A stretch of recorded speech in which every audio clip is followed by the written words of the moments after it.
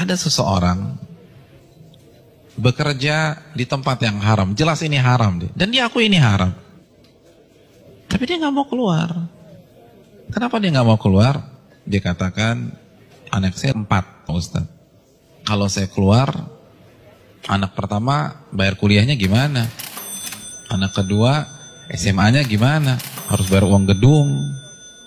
Maka saya tetap bertahan karena faktor kondisi. Ini bukan sombong loh Ustadz, ini faktor kondisi. Hadirin, enggak. Itu sok pintar.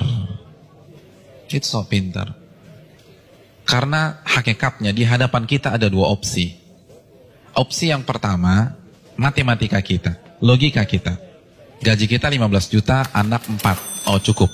Tapi begitu saya resign, maka bulan depan 15 juta itu hilang. Maka nggak mungkin mencukupi 4 orang anak. Itu matematika kita. Tapi itu bukan satu-satunya opsi. Opsi yang kedua, Allah berfirman dalam surat At-Talaq ayat 2. Barang siapa yang bertakwa kepada Allah, maka Allah akan berikan solusi. Dan Allah akan berikan rizki dari arah yang tidak ia duga-duga. Namun karena kita merasa paling pintar, kita pilih opsi yang pertama. Karena kita lebih yakin dengan matematika kita daripada janji Allah Subhanahu wa ta'ala.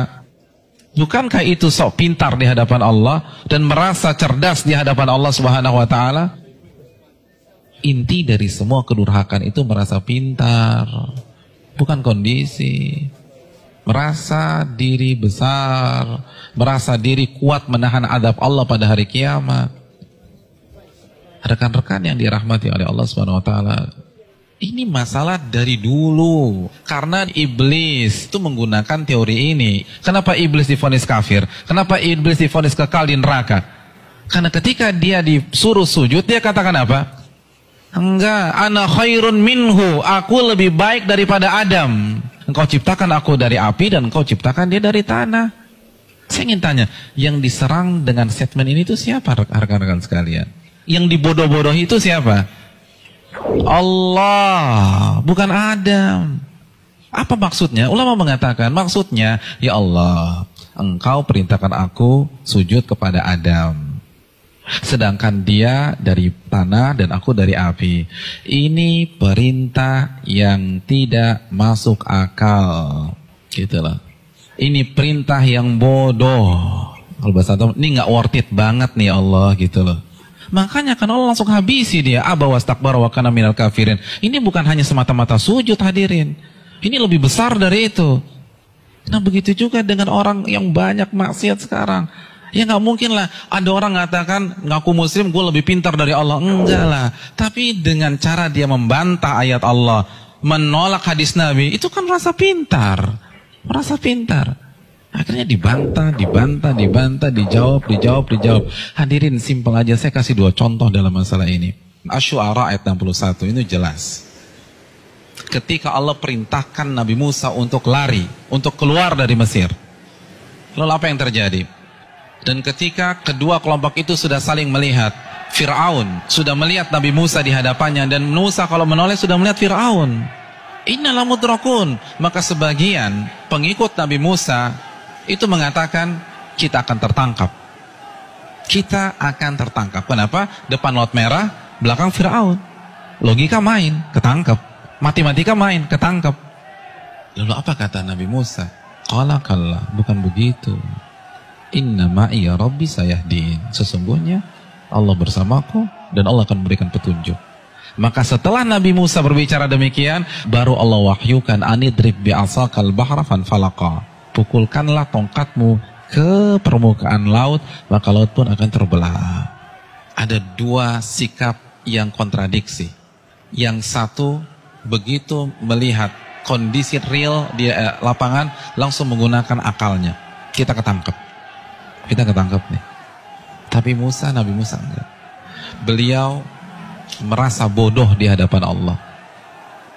Merasa bodoh di hadapan Allah. Maka beliau tidak menggunakan pemikirannya, tidak menggunakan logikanya, tidak menggunakan matematikanya.